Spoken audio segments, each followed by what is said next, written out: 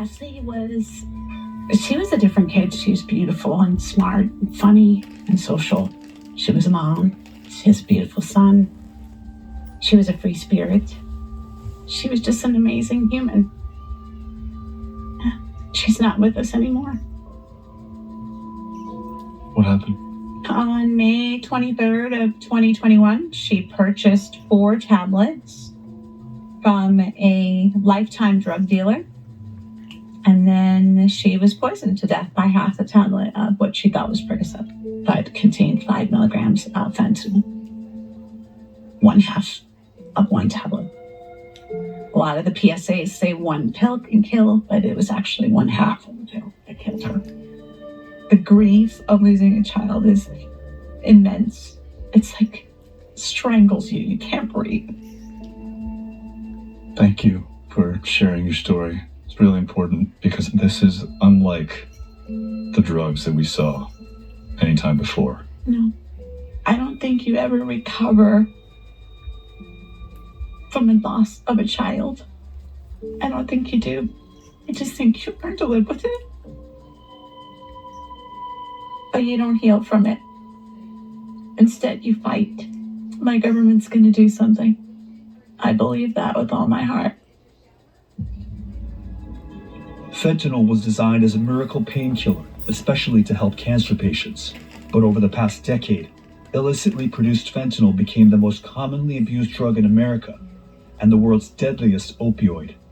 Knockoffs supercharged an epidemic and renewed a rallying cry for the U.S. war on drugs. The Sinaloa cartel supplies most of the fentanyl in the U.S. 50 times more powerful than heroin. Plaguing communities and destroying lives from coast to coast. The most common cause of poisoning deaths of children, one of the most pressing national security and public health challenges, costing the nation an estimated $1 trillion a year. Every shipment of fentanyl is a ticking time bomb.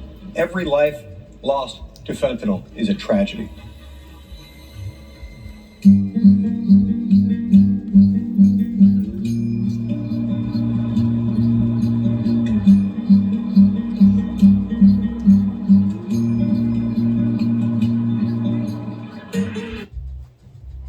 This port of entry sees more fentanyl than any other port of entry in the U.S. In fact, over half of it is interdicted here.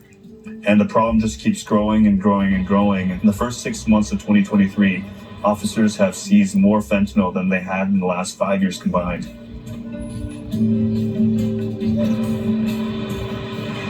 You see a lot of 200,000 pill loads. Uh-huh. We've seen all the way up to 1.6 billion pills in a load. The numbers are so astronomical. Every one of those pills Yeah. is an unregulated pharmaceutical that can snuff out your life like that. Yeah. So that's 200,000 bullets in a gun. You're playing Russian roulette. Every time you take one of these pills, it's being made in a warehouse someplace in Mexico. I was ambassador to Mexico from 2019 to 2021. Tell me about the U.S. and its war on the cartels, war on drugs. We've been trying to eradicate drugs and get that issue under control for 50 years, and frankly have not been very successful. I think the problem has gotten worse. We're facing really a new kind of problem, so I'm particularly concerned about what that means for where we go from here. In 2023, the White House announced a crackdown against illicit fentanyl supply chains. President Biden asked Congress for more than $46 billion to do it. So let's launch a major surge to stop fentanyl production and the sale and trafficking, with more drug detection machines, inspection cargoes, stop pills and powder at the border. Troy Miller is in charge of America's border agency. I think CBP is well positioned to lead the government in our counter fentanyl efforts. This last year, we had an operation called Blue Lotus, where we surged resources to California and Arizona, and we seized 10,000 pounds of fentanyl in 2 months. Operations are temporary. Do you have the resources and the commitment from the federal government to really tackle this in a way that will have a measurable impact? It is one of our top priorities. We need additional resources to continue to do what we're doing. Yes, this is not like cocaine or heroin. This is a synthetic, so it's very difficult to estimate what we're catching and what we're not. And seizures don't necessarily mean anything other than we're seizing more drugs. We're going to continue to figure out ways to affect the supply chain. Aren't these strategies, though, the same strategies that we've employed for decades now? What's different? I think our partnerships are better than ever. We're never going to stop narcotics completely, but I believe that we can have an effect on fentanyl and the folks that are smuggling fentanyl. Officials concede that seizing drugs is only one step in curbing the power of the cartels. To find out how cartels maintain the upper hand in this battle, we have to go beyond the border.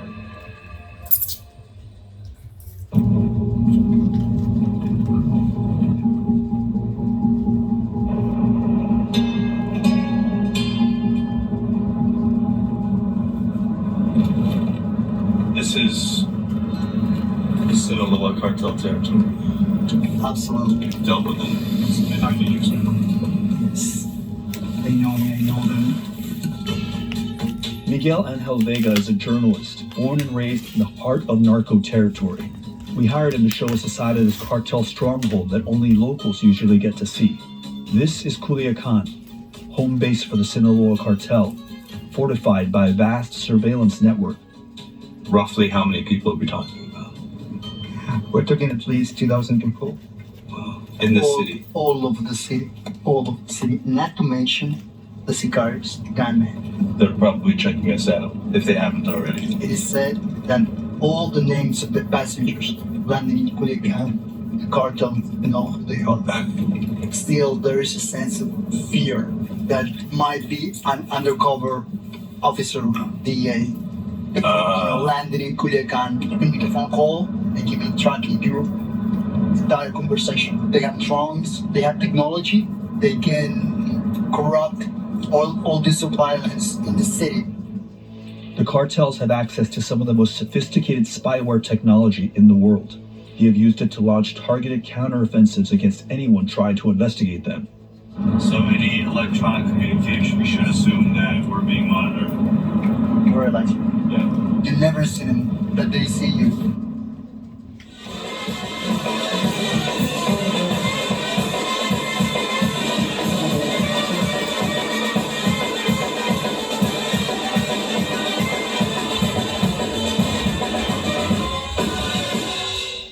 That was just a sort of a performance and an homage to Jesus Malverde, who is a sort of a folkloric figure. He is sort of known as the Robin Hood for drug traffickers.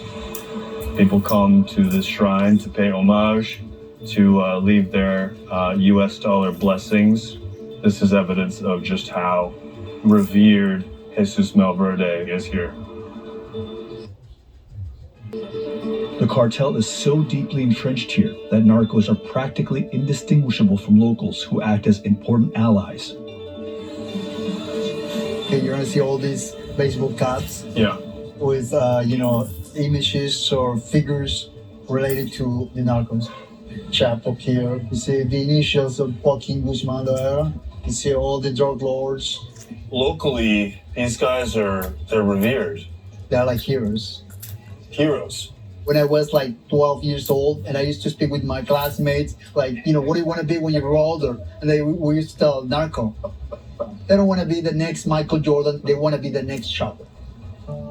Despite being one of the world's biggest economies, Mexico consistently underperforms, according to the World Bank.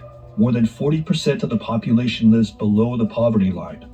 Let's say the idea that Americans would want to wipe out cartels would not sit well with people here.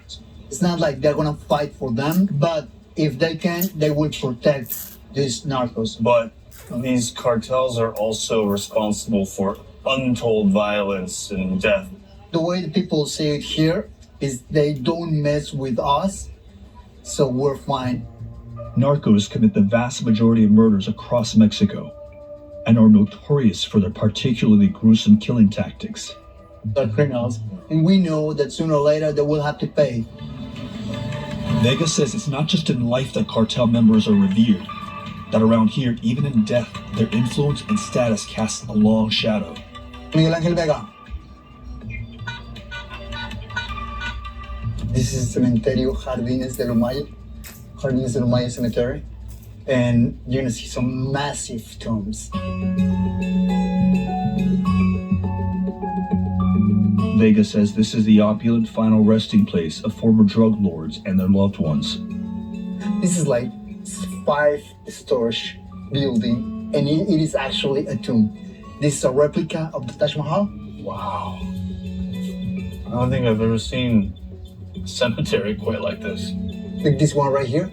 This could be like a little condo. These are house sizes. There are no inscriptions whatsoever, no dates, no names, nothing. I spoke to one of the architects, and he was telling me like this tomb, for example, $500,000 American dollars, because it's Florentine marble. They have AC and TV and a kitchen also. This is insane. I swear that you were driving through a residential neighborhood. U.S. Southern Command estimates that transnational criminal organizations make $310 billion a year, and disrupting that money flow is a critical part of the Biden administration's drug control strategy. They do that largely by monitoring electronic transactions, but drug deals are conducted mostly with cash. If cartels took that money to a bank, the government could trace it to specific people and arrest them. To avoid that, they turn to streets like this, where they can exchange dollars for pesos off the books. What are we looking at here? You see all these umbrellas? Yeah. These women are dollars exchangers. Uh-huh. So you're gonna see a whole bunch of this. Wow. Like maybe 300. I'm gonna ask, what's the rate? I'm gonna just stop. Yeah. Oh, here's two young women here. ¿Cómo está el cambio? 17.5. 17.5 lo compras. Ay, no me se nada. But every now and then, like, someone comes along with $500,000. $500,000. And they go like, I want to exchange this. So money laundering is like coursing through the city. And the government knows this. Every single person in this city, we all know that. According to the U.S. Defense Department, Mexico's drug cartels control more than a third of the entire country. In 2019, Mexico's president created a new militarized police force that he called the National Guard. But frequently, their firepower is outmatched by the cartels, who are armed with an arsenal of weapons that they smuggle in from the U.S. The U.S. government is aware that these criminal organizations are armed up with weaponry coming from the U.S., one of their main sources of power. How is it that more isn't being done? That was one of the conclusions that I came to very quickly after arriving in Mexico as ambassador, that we could and should be making a priority in this. This is not DEA's issue. As ambassador, I tried to shift the focus to this issue. I asked the Justice Department to brief me on what was being done in our country to try to curb this flow of weapons. We talk about these Mexican criminal organizations and how bad they are, but we have responsibility from the United States for arming them. In June of 2023, the Biden administration announced it was making it a new priority to stop cartels from smuggling firearms out of the country. And senior justice officials acknowledged that the U.S. is a source of the lion's share of guns trafficked into Mexico. People question whether police and the armed forces are really there to protect the population. For decades, Mexican law enforcement has been linked to human rights abuses, including forced disappearances, torture, and extrajudicial killings, including that of 5 unarmed civilians caught on video in the spring of 2023. The government violated human rights. That for sure, that happened. And not so long time ago. Corruption in Mexico has affected every single part of its institutions, not only at the federal level, but state and local levels as well. And we're fighting corruption very seriously. The cartel has deep, deep roots within the country that makes it so appealing for so many people. Thankfully, we are investing a lot of resources on small and medium-sized communities because this is where the problem has developed. And by the way, in a lot of those communities, people actually like the cartels more than they like the government. Well, I mean, I know where you're coming from. Yeah, that's we heard that for ourselves. I have. I do not think that that's the case. There was a big problem, that's for sure, and you are right. We need to acknowledge that. We do not acknowledge we had that problem, then we cannot move forward. Still a long way ahead, but we are in the right direction. We gotta take this call. Let's switch off. Drug cartels are not completely underground here. They function more like a shadow government and can be reached with the right connections. Okay, no te preocupes. Vale. What's the latest? This man is gonna talk to us. Who is this? This is a major player inside the Sinaloa cartel. It's not just anybody. He's way high. Way high. When I say way high, it's someone who travels to China, goes to South America, he goes to Europe. Everywhere the Sinaloa cartel has its tentacles. Yes, he's one of the decision makers. What do you know of this location? Usually that's where they dump the bodies, the executions, they dump bodies in this neighborhood. So yeah, I know. You ready? Yes, I am. Tell me when we need to turn off the cameras. Yeah, I think by now you should put the cameras down. 5 kilometers, turn right. All right, here we go.